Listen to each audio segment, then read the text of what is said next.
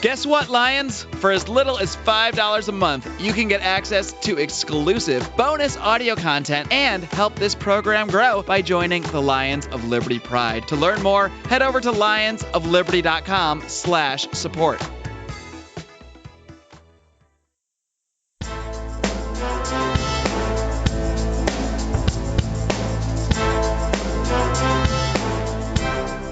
Welcome to Felony Friday, a presentation of the Lions of Liberty podcast. Here is your host, John Odermatt. Felons, friends, and freedom lovers, welcome back for another edition of Felony Friday, right here on the Lions of Liberty podcast. Every single week on Felony Friday, I focus on exposing injustice in the broken criminal justice system. This is the 80th episode of Felony Friday, so that means you'll be able to find links and notes at the show notes page to everything that we're going to talk about today at lionsofliberty.com/FF80. Felony Friday is only one show on the Lions of Liberty podcast feed. We also have a show every Monday hosted by Mark Clare. It is our flagship program, our longest running program. Mark has more than 300 episodes that he's recorded. He hosts interviews with leading minds in the liberty movement, hosts roundtables. Our very popular segment, Libertarians in Living Rooms Drinking Liquor, is hosted by Mark. And every Wednesday, we have a show that we started earlier this year called Electric Liberty Land. It's hosted by Brian McWilliams. It is a shot of culture, comedy, and liberty every single Wednesday. Be sure to check out both shows. Be sure to subscribe to the Lions of Liberty podcast feed on iTunes, Stitcher, or wherever you get your podcast. For today's show, this is an outstanding show. This is a show that I'm really proud of because it's a story that I can promise you 100% you will not find this anywhere else. You won't find it on the cable news shows. You won't find it on NBC. You won't find it on NPR. Nobody else is covering this. This is an outrageous story of injustice. But hopefully, after today's show, that'll change. And this story will start to gain some momentum and some exposure. And get my guest today, Curtis Drayton, get him some vindication, get him some recognition for the struggle that he has been through. You see, Curtis, he was referred to me by a former guest on the show, Malik King, and I'm going to have to make Malik an honorary producer of Felony Friday or something because he's found me so many great guests. Malik, of course, communicates with so many people who are in prison, and he's been instrumental in helping a lot of people, assisting people to get clemency, and he's helped me find guests who were able to get clemency from Barack Obama. Curtis is one of those guests. Curtis was sentenced to life in prison for a first-time nonviolent drug offense. And I'll get into details of the corruption and the incompetence and the lies.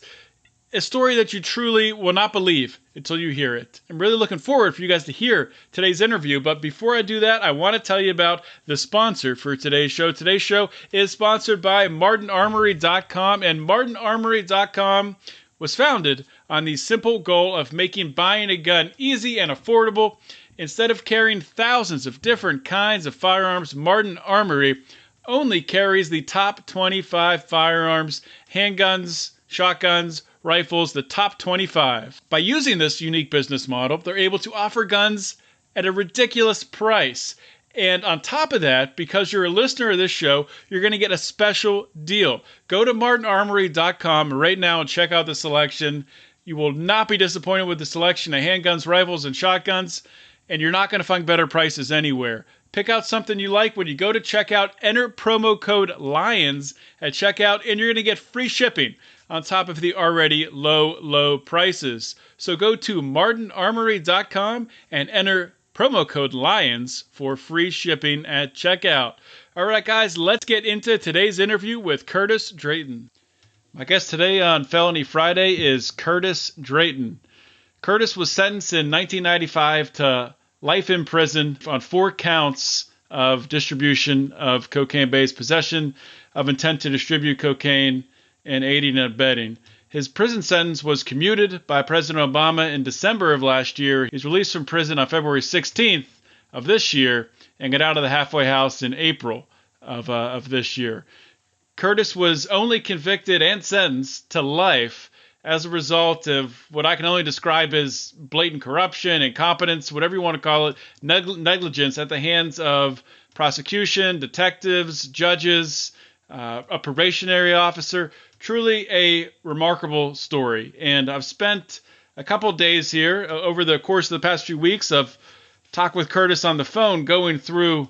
He sent me a couple of folders of all the documents, all the court documents that he's accumulated over time, showing all of these errors, which led to a life in prison sentence that he never should have been sentenced. Curtis was brought to my attention. His case was brought to my attention by Malik King. Malik was a previous guest on this show, and he is a great advocate for criminal justice reform and clemency. So this is an incredible case. I'm going to do my best to talk with Curtis here, to go through, to take you through step by step everything that he's found, every instance of corruption, incompetence, federal agents lying, judges lying, just a completely insane case. So let's get started with this. Curtis, welcome to Felony Friday. Good afternoon. Thank you. Curtis, thank you for coming on. And like I said in the intro, we've talked a few times, so this is kind of different than most of my shows, because normally when I'm doing my interviews, it's really the first time that I've had a chance to get to know somebody. But we've had, I don't know, maybe a couple conversations. I think the last time we talked, it was well over an hour. So I've gotten to know you a little bit, gotten to know your case a little bit, and there's a lot of different aspects to it where federal agents have outright lied, where judges have made mistakes, admitted to making mistakes, where a probation officer in your sentencing changed the sentencing to give you which led you getting a life sentence. And I want to get into all that stuff. Before I do that, though, I just want to ask you just a pretty simple, straightforward question. Once you did get that, once you did find out you were getting clemency from President Obama, can you just describe what that feeling was like after all of the struggles that you've been through? It was like a brick had been lifted off me. It was a feeling that no one can experience but me, knowing that I've been convicted wrong for 23 years. Yeah, it's unimaginable, really. Obviously, I've never been in those shoes. I can't even picture what you felt like. We've had some previous guests on. We had Israel Torres on who shared his story, but everyone's story is different, and your story is truly unique, and I want to have you on to shine a light on this injustice. So let's just start sort of going through here step by step, and you can lead me through. The first thing I wanted to talk about was, like I said, you sent me a lot of documents, and we've been through them. And one of the documents was a grand jury testimony by Detective Devin Whittle. And what they did is, and you can expand on this, is they claimed that you gave consent to a search during a traffic stop, and then later contradicted it, saying that no consent was necessary, and they just took the keys from you and searched your car without consent. So can you talk about that? Yes. First of all, it was January 30th. I was stopped by Montgomery police vehicle, in which they said I hadn't broken no law, so they stopped me anyway. But they asked me for my keys to search my vehicle. I told them, no, you could not have my keys unless you had a search warrant. They told me they weren't going to get no search warrant, so they started snatching the keys out my hand. And but when they went to the grand jury, they told the grand jury that I gave them consent to search the vehicle. Well, at a trial, another officer came back and said that I asked Mr. Drayton if I could search the vehicle. He said no, not unless you had a search warrant. So that's two contradicting stories where they told the grand jury that I did get them consent, which was a total lie. So how did that affect your case? Was any of that thrown out, or were they still able to use that evidence against you? They used the evidence against me. They said that someone, an unknown identified subject, had put cocaine in a car, but it wasn't me. And he said that it was 5 kilos, but they said it was 3 kilos. But like I said, I hadn't broken no law, so they didn't have a search warrant to search the vehicle. Yeah, and that's really just the tip of the iceberg. Another thing that you told me about was, and this is really an unbelievable story, and you can tell me the background on it, but a guy by the name of Tony Robinson, he was a government witness in your trial, and he testified against you, correct? No, he didn't testify against me. He made a statement against me. Okay. Okay, he made a statement. I guess he was debriefed by I guess Montgomery DEA agent. But in the overact in the indictment on October 15, 1991, Tony Lamar distributed 46.4 grams of cocaine base. According to overact, Robinson, who had also been identified as a government witness, said he obtained this cocaine from Curtis Drayton. Well, first of all, I found out Tony Robinson never obtained no cocaine from me. So after I found this out, I brought it to my lawyer's attention. I said, "Who is Tony Robinson?" So I guess my lawyer got with them and they found out it wasn't me. So they turned around, but they carried it to the grand jury and put in an indictment saying that it was me. But come and find out, it was another individual, which I don't want to call his name, but the same date and the same amount of drug. He's supposed to got them drugs from another individual. So they took the drugs off of me and gave it to the other individual. You've sent me these documents, obviously, and if you don't want to use this other guy's name, that's understandable. But yeah. It was the exact same date, the exact same amount, 46.4 grams. And exactly. How did you figure this out? How did you figure out that he was using the same sale, or a sale that did not occur with you, but a sale that happened with this other guy against you? How did you figure that out? Well, I ran across the guy in prison, and we compared notes, and because he went to trial in 1996, and I told him about Tony Lamar Robinson, that they had tried to give me some drugs that he said he bought from me, but Tony Lamar Robinson never bought any drugs from me. So as we talked, he showed me the same drug that they put on him from Tony Lamar Robinson. So I guess Tony Lamar probably testified against him.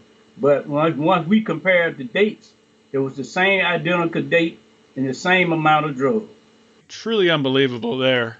Just how blatant that is. Same date, same exact amount, down to the decimal point, 46.4 grams of cocaine. Yes. Next thing, and I had a little bit of trouble at first understanding this when we first started talking about it, but there was a cloned pager used in this case against you.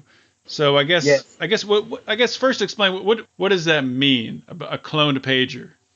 A clone pager is like a pager where someone called you on, and you get their number and you call them back. But first of all, when they got the clone pager, the information that they presented to the judge, they really lied to the judge, and they admitted that they lied to the judge in order to get their clone pager. So, in a hearing, and held July the 21st, 1994, the governor conceded that they lied. Said at a hearing, the governor conceded that the affidavit filed in support of the application for the clone pager was insufficient and did not establish proper cause. So, before we get into that, they talked to Magistrate Judge Coonan, and Judge Coonan told him, said, what the United States is admitting that we made a mistake in terms of providing insufficient information to the judge to obtain this. In other words, they said they provide insufficient information, but when it really boiled down, they outright lied, but they use a proper word, insufficient. And they also said we did not provide the judge with the sufficient information for the neutral and detached judge to find proper cause. So in other words, what they said is we made a mistake by what we did to the judge, and we admit that. They also said the judge Cooney told them, said, here we have a mistake made by the prosecutor, and maybe a mistake made by the judge, who, in other words, granted them the application for the clone page. But like I said, after they found out that they lied and they conceded, they wanted to sever me from the trial. But some came about, I don't know how it came about, they didn't do it. But anyway, like I said, they went on and admitted that they lied, and the judge told them, said, anything that derived from that clone pager cannot be used against Mr. Drayton. So, in other words, anything that came from the clone pager, because it was illegal, that made the information that come from the clone pager illegal, because it would be fruit of a poisonous tree. But anyway, so I filed a motion to the court saying that they used the clone pager to get the affidavit for the wiretap. Okay? But come to find out, they did a motion to the court and said that information obtained from the device was not used to support the application of the wiretap. In other words, the prosecutor said they didn't use information from the clone pager to get the wiretap. Now, not only that, I filed a motion to the 11th Circuit Court of Appeal. The 11th Circuit Appeal also tell me, accordingly, we see no error in the district court admission of evidence obtained in the clone pager at trial. We also reject defendant argument that information derived from the clone pager was used in support of the application for the wiretap, and therefore the wiretap was illegal because it was fruit of the poisonous tree. So in other words, they convinced the 11th Circuit that they did not use information from the clone pager, where they know in order to get the wiretap. They know if they lost that wiretap, that was their case. They didn't have a case, period, because all their information came by way of wiretap. But Mr. Teshman was at another trial in '96, and he had his agent, Kathy Watts, on the stand. And Mr. Teshman asked him, now bear in mind, Kathy Watts was the agent that got the wiretap. And Mr. Teschner he was the... he was the prosecutor, yes. You can continue on. I didn't mean to cut you off. I just wanted to clarify. Okay. So, when you tell a lie, you got to remember. But the truth don't need no support. So Mr. Teschner put his agent, Kathy Watts, on the stand. He said, could you tell the jury, as an investigating tool, was any further use made of the information derived from the clone pager? Her answer to him was, I'm sorry, Mr. Teschner, in what respect? To establish proper cause to take any other action. Yes, sir. This was used as part of the basis for the affidavit for the wiretap. In other words, she told him that they used information from the clone pager to get the wiretap.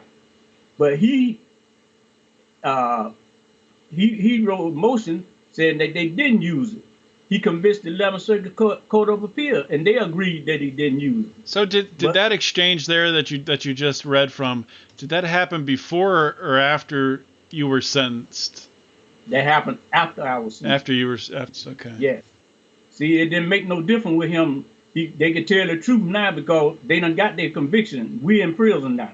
You follow me? Yeah, I got you. I follow you now. I just wanted to make that clarification. He didn't know this was going to come back on him. We're going to take a real quick break to hear from today's sponsor. We'll be right back to hear the rest of Curtis Drayton's story.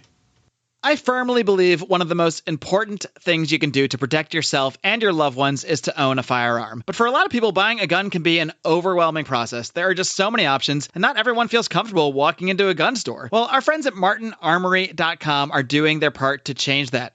Martin Armory was founded with a simple goal: to make buying a gun simple and affordable. Instead of carrying thousands of different guns, martinarmory.com only carries 25. This allows them to focus on providing the most popular guns on the market at insanely cheap prices. And now, for a limited time, their prices are even more insane, as martinarmory.com is offering Lions of Liberty listeners free shipping. Simply go to martinarmory.com, pick an awesome gun, and enter the promo code LIONS. Again, that's martinarmory.com. The promo code is LIONS. Okay. Now, one thing I did want to move on next. We were talking about your sentencing a little bit, and you were sentenced under 21 United States Code 848, and there's a lot that goes along with that in this case. Really, and we'll talk about it, but you never should have been sentenced under that code for a lot of different reasons, and Absolutely. At the end of the day, you were sentenced to, I believe it was 848A instead of B. Is that right? That's correct. And which was a much worse sentence. But we'll get into that. But I do want to talk about a couple of qualifications, a couple mandatory things taken from Garrett versus United States, which outline what's necessary in order to sentence someone under U.S. Code 848. So it's for the prosecution for a continuing criminal enterprise, and the decision reads after a prior conviction for one of a predicated offenses that must be shown to make out the continuing criminal enterprise violation held not bared by the double jeopardy clause. So this sentence is designed only to reach the top brass in the drug rings. That's important. Remember that, listeners. Not lieutenants or foot soldiers. Remember that.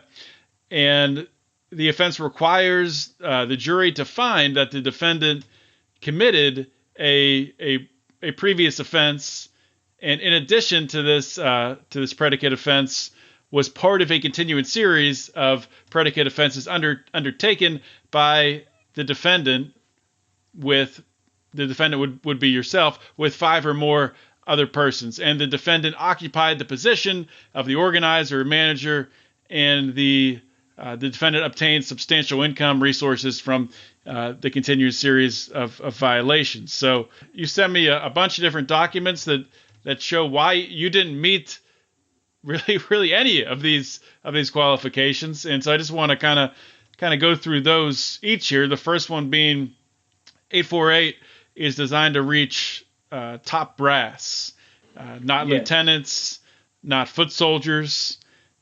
And I think so. It was I guess it's United States versus Edward Whitek or Whittick. Whitek, where that also further outlines the 848 qualifications, I guess. And one of the things they talk about, that evidence of fronting drugs is relevant, but evidence of fronting without more is insufficient to satisfy management requirements.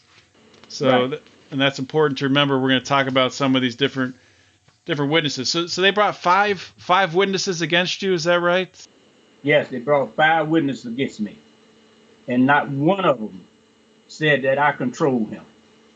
So let's talk about the first one. Thomas Grove. Thomas Grove said on page 109 he started fronting me. So describing it as fronting, which said that is not sufficient evidence for management. Right. Donnie Ray Davis said the same thing, that absolutely it was fronted. Right. And Chapel Hill. Well, Chapel Hill, like I said, I couldn't control him because he was being controlled by the police. He wore a wire on me 3 times because his brother and I had a car lot together. Now, Chapel Hill, you got to bear in mind, he was up at the University of Alabama in Tuscaloosa. He was selling cocaine in Tuscaloosa. which I had no idea. And then, I mean, it's on the transcript exactly where he said what happened. He said a confidential informant rolled on him for about 2 or 3 grams. Well, first of all, Chapel Hill had no business up there selling cocaine because he didn't need no money. And, you know, I thought that maybe he was getting cocaine for him and his sorority group or something like that. I had no idea Chapel was selling cocaine. But anyway, the 3 ounces that he got from me, he gave them to the police. And he would, like I said, he went to the DA headquarters. They made him get out all his clothes. They taped a wire on him 3 times. And surely 3 ounces shouldn't have never got me a life in prison. So he was busted up in Tuscaloosa. At the University of Alabama, yes. Selling cocaine in college. And they used him against you. And that's a good point you bring up, that how could you be directing him if the cops are orchestrating the whole deal? Absolutely. That's exactly what happened. I got everything where he went down there and where he agreed to make buys for me. I got where him and his brother had a meeting, and I didn't know his brother knew it. He had got busted. And I told his brother, and his brother told me to look out for it, in which I made a mistake, but I paid for it. But still, 3 ounces of cocaine should have never got me life in prison. Another witness that they brought in, Robert Lee Moore. Robert Lee Moore. What was his story? Robert Lee Moore told him he never bought drugs from me. Said, but he was in the vicinage where somebody bought drugs from me. But to be honest with you, I never seen Robert Lee Moore a day in my life until he came in that courtroom. So how could I be controlling him if I don't know him? So at this point, they were just trying to get to 5 to meet that requirement for 848. You had one motive, the last one, number 5, Michael Mays. He told him that he never bought drugs. I never sold him drugs. So that should have killed that automatic. That's just crazy. So if they put him on the stand and he says, yeah, Curtis Drayton never sold you drugs. No, he didn't. So what did he even say against you? Which one now? This is Michael May. Michael Mays only said that we put some money together and tried to buy some drugs, which never happened. But he never bought drugs from me. So if we just go back to what's needed to satisfy 848, in order to satisfy that manager position, the organizer position, you got to have five other people that control. That you're controlling, right? Right. So you've just, Michael May, we said he never bought drugs off you, that you went in on put money together or something for a deal. Mm-hmm. Robert Lee Moore said that never bought drugs off you. Chapel Hill, the police set up that buy. Right. Donnie Ray Davis said that he was being fronted drugs. Thomas Grove said the same thing, and it says in the 848 requirements that fronting drugs does not satisfy the management requirement. That's what 11th Circuit law said. Right. So with all of that, how were they able to get you with 848? Because we had a jury who didn't know nothing about the law, and apparently, it's a shame to say it, but my lawyers, they didn't know nothing about the law, and I didn't know nothing about the law at the time. And personally, you got to bear in mind that we didn't have a judge from Alabama, and we didn't have a prosecutor from Alabama. We had a crooked prosecutor out of Kansas City, whose name was Charlie Teston, who, by the way, got fired later on for prosecutor misconduct. The other thing here, I almost missed it, is in the opening statements of the case against you, right? United States District Court, Middle District of Alabama, Northern Division, says U.S. against this is the case against you versus Oscar Andrews, Terry Mitchell, Curtis Drayton, Robert L. Franklin. They call it out in the opening statement that Curtis Drayton was a lieutenant. Yes. And it says in 848 is not to include lieutenants. Yes. And in the pre-sentencing investigation report, they describe Curtis Drayton as a lieutenant. Yes. So it's really unbelievable that they would make contradictory statements and then still get you convicted on 848. Yes. And in other words, each one of us, Robert Franklin, Lorenzo Hughes, and Nate Salary, they should be let out of prison right now because they were wrongly convicted. So those guys are all still in? Yes. Robert Franklin still in, Lorenzo Hughes still in, and Nate Salary. But they was wrongly convicted. They were labeled as lieutenant. So if you're a lieutenant, you cannot be charged with an 848.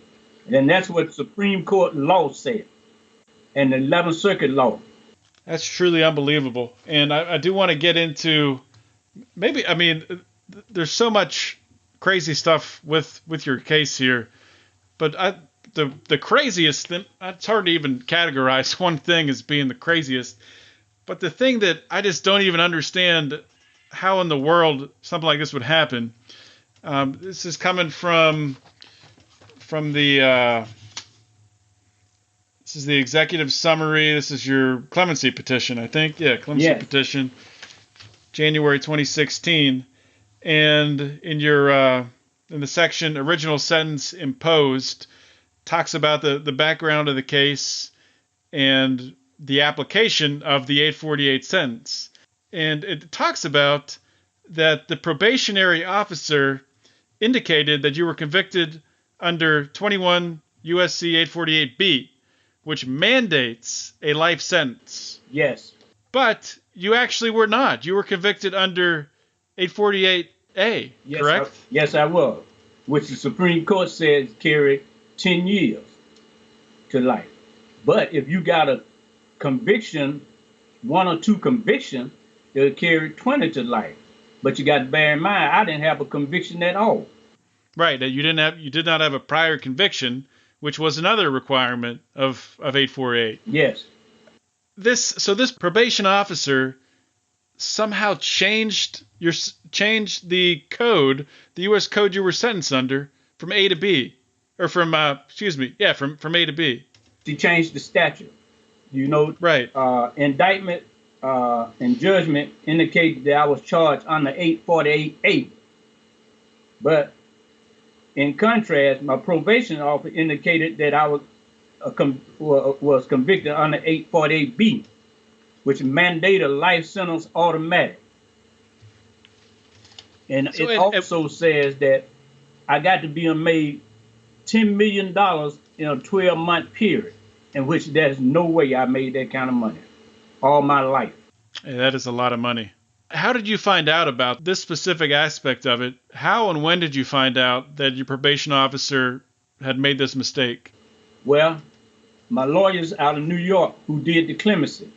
Well, we can't have a pre-sentence report in prison. They make you send those home.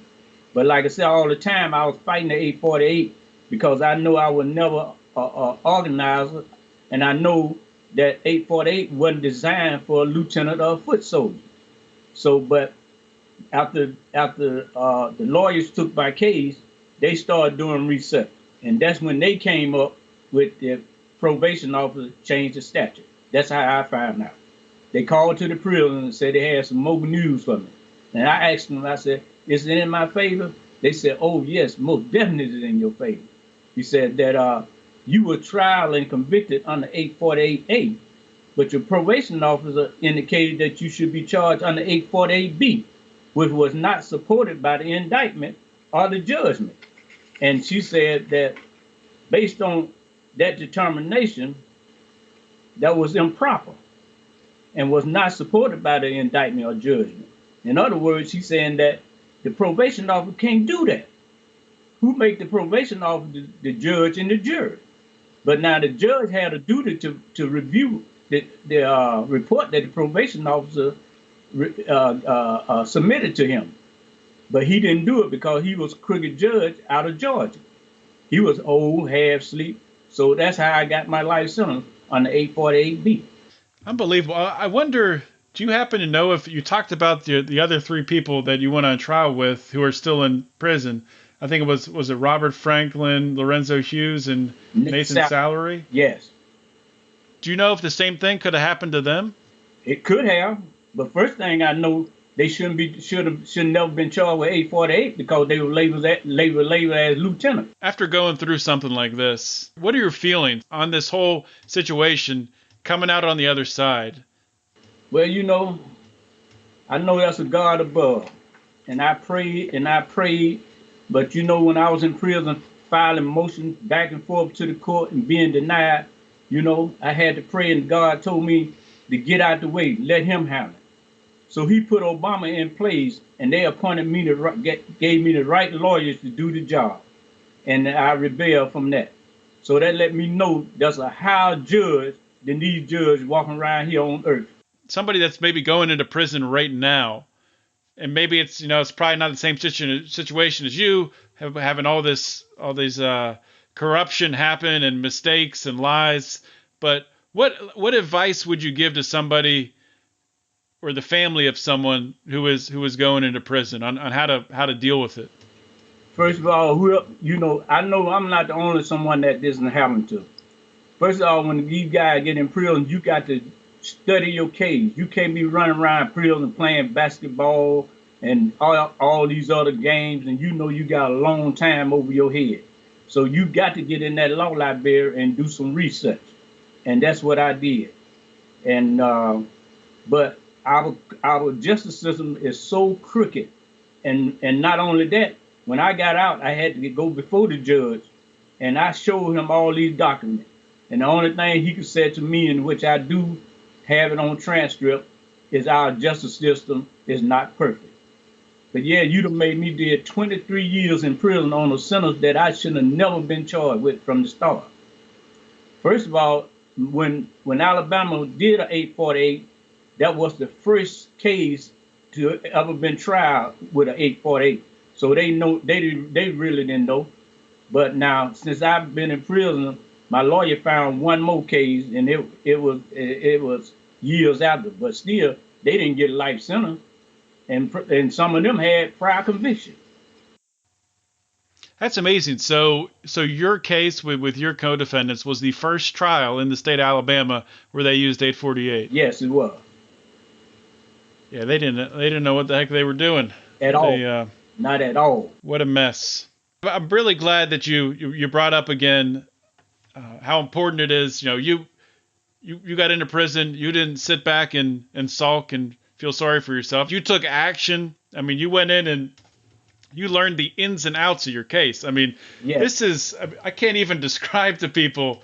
When I got this package in the mail from you, you told me on the phone it was going to be a lot of paperwork, but I mean it blew me away. And I read through the majority of this, but without you helping me out with this, going through on the phone and showing me these errors and the lies and corruption, I mean it's not easy stuff to get through. Legal documents for those lawyers that listen to this show, they know that it's sometimes it's tough to translate, and I think that's part of the reason why there's so many problems in the criminal justice system, because it's not easy to uncover these errors. Yeah, and what makes it so bad, I hired an attorney out of Atlanta whose name Marsha Sheen. And Marsha Sheen should have known this.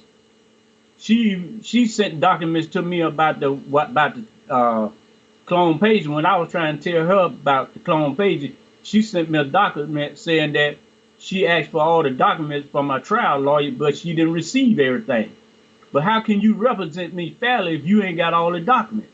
And first of all, she should have known about the 848, because that's what she specialized in. At least that's what she said she specialized in. She didn't do nothing. And in Supreme Court law was out in 1985. And the 11th Circuit law was out in 95 with Wytech, and she should have known this. She should have argued this. She should have found out what the probation officer did instead of my clemency lawyer finding out. Yeah, so much of it comes down to having a good lawyer. I mean, just because you have a law degree doesn't mean you're a good lawyer. And unfortunately, I've seen too many times where good people get screwed over simply because they have a lawyer who's playing, they're playing out of their league, talking a game that they can't back up. And it's really, really unfortunate. Yes. But Curtis, I really want to thank you for coming on the show.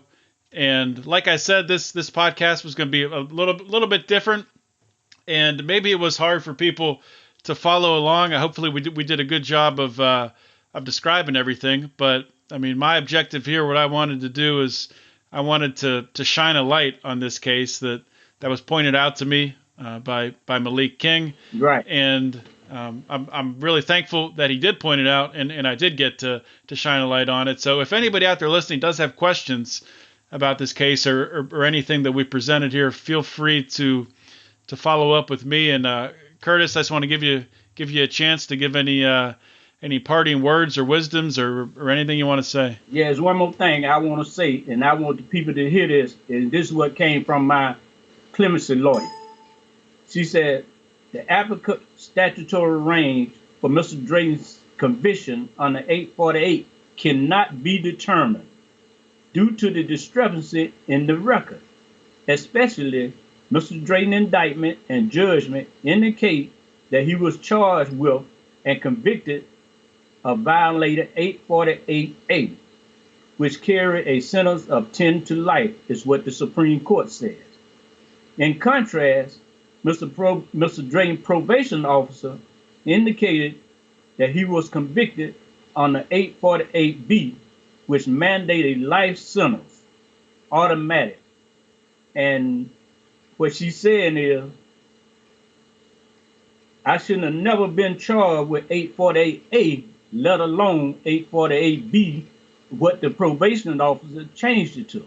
Yeah, I mean, it's really unbelievable. I mean, I've said that so many times, but I mean, we went through the qualifiers for 848 to even be tried with that, to be sentenced under 848. You didn't meet any of them. You never should have been convicted under 848. And then, like you just pointed out here, on top of that, if that wasn't bad enough to be convicted, to be sentenced under 848A, they took it up a step further under the mandatory life sentence, 848B. Yes.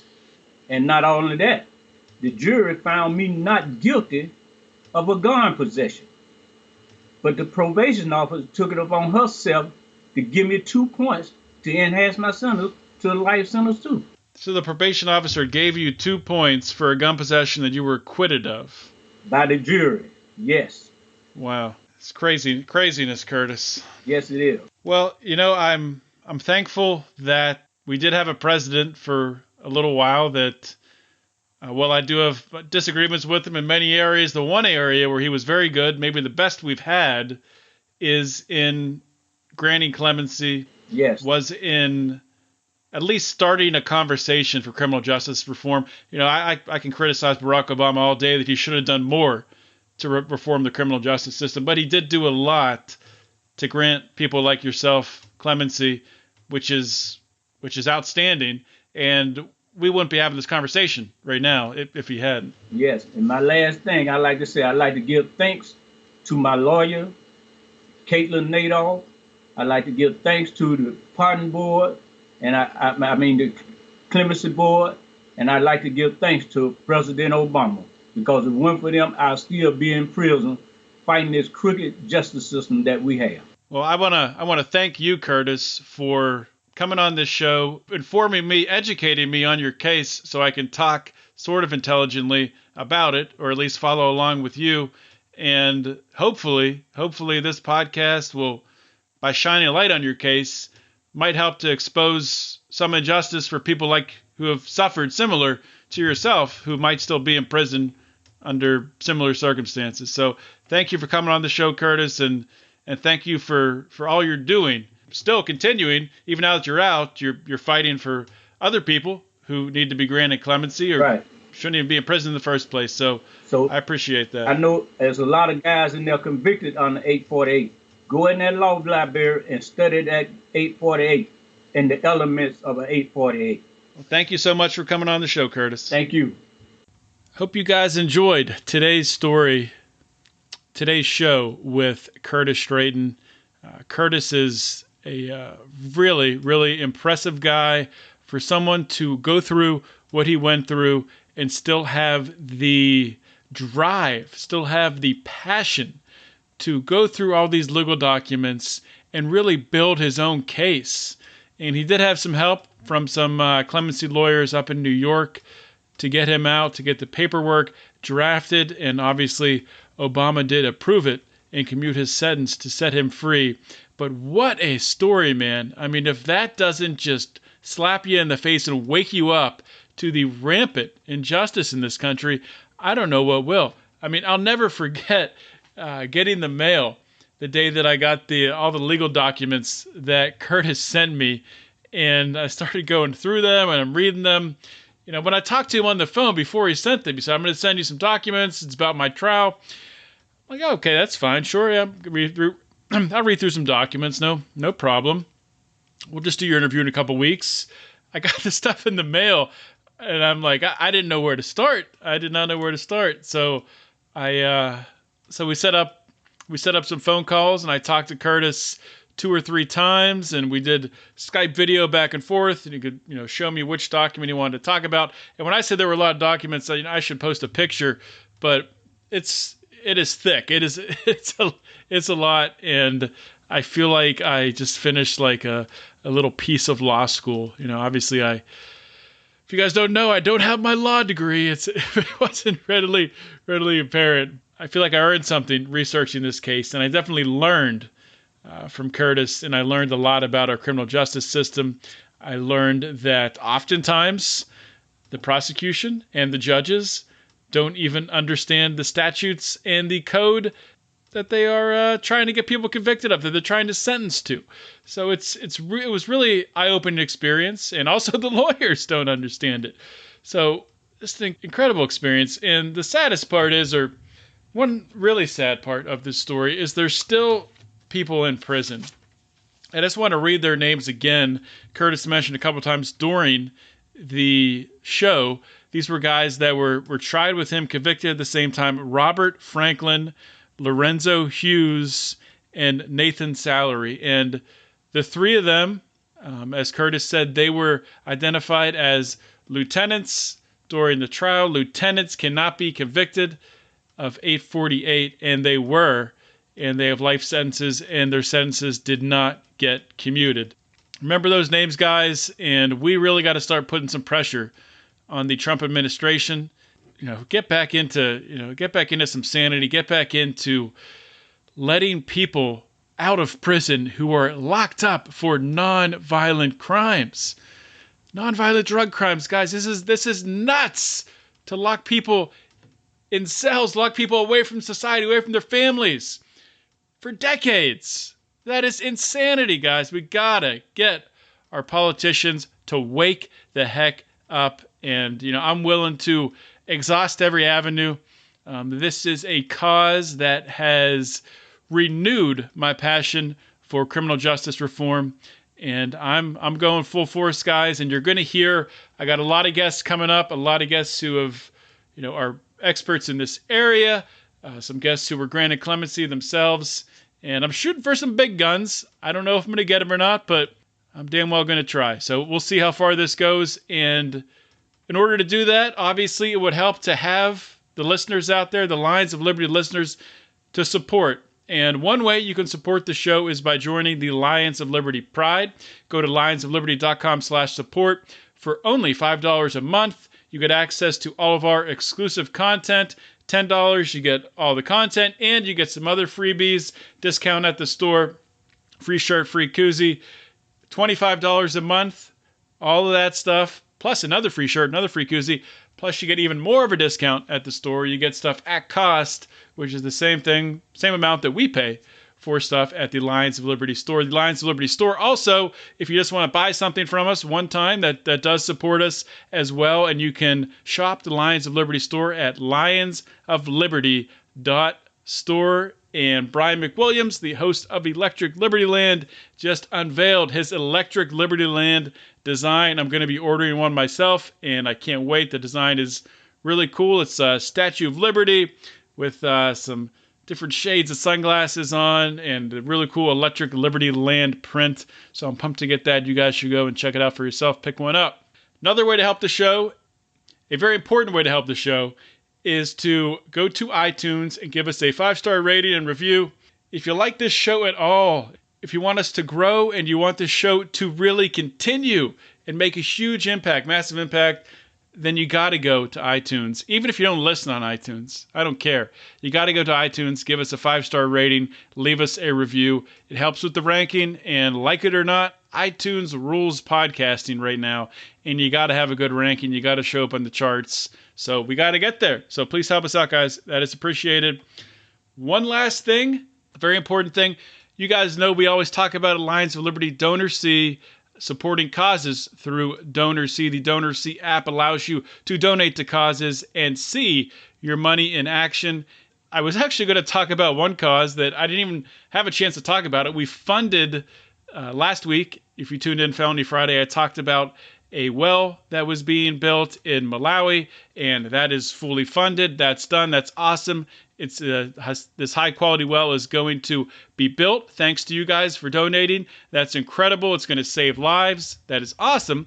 And then I was going to talk about this week. I was all set, planned to talk about a project in Uganda that was going to help orphans, kids who live on the street, don't have housing, don't have clothing, don't have places to even lay down their head at night. It was there's been several phases to this project. This was phase 5, and I was all set to record and say, donate to this. It's almost funded, but before I could even record, it got funded. Mark talked about it on Monday, and Brian on Wednesday, and now it's funded. So that's fantastic, guys, and really happy about that. But we need a new cause to talk about. So I talked to our buddy Clint Rankin over at Walk the Walk Facebook group. Join it if you haven't. That's sort of the hub that Clinton has put together to pick these causes for all of these different groups, all these different libertarian podcasts, libertarians to get behind, to fund. And he's picked a new one, and I love it. It's in Uganda. So this actually ties in with the project I just talked about, with helping those the kids on the orphans who don't have a place to live, raised on the street, building facilities for them. This is the road to that, to what they're building. This road has been washed out. This project was funded one time, and they don't have enough money to fix it. They've dipped into emergency funds. They need to raise more money to replenish those emergency funds and to fix this road that has been washed out with the heavy rains. So this is a perfect cause for libertarians. Of course, the always annoying comeback from statists who say to libertarians when they say they don't want government, who will build the roads? Well, guess what? Libertarians will build the damn roads, and we're going to build the roads here. We're going to fund this project. As of recording this right now, $860 left to fund. You can find it by going to DonorSee and searching for it. It's under Kristen Johnson. She is the sponsor. Or you can follow me or Mark Claire over at DonorSee, and you can find it under our profiles as well. So we're going to build the road, guys. Join in and help libertarians to walk the walk. All I have for today, guys. Please share the show. Thank you for listening. This is John Odermatt signing off. Always remember to keep your head up and the fires of liberty burning.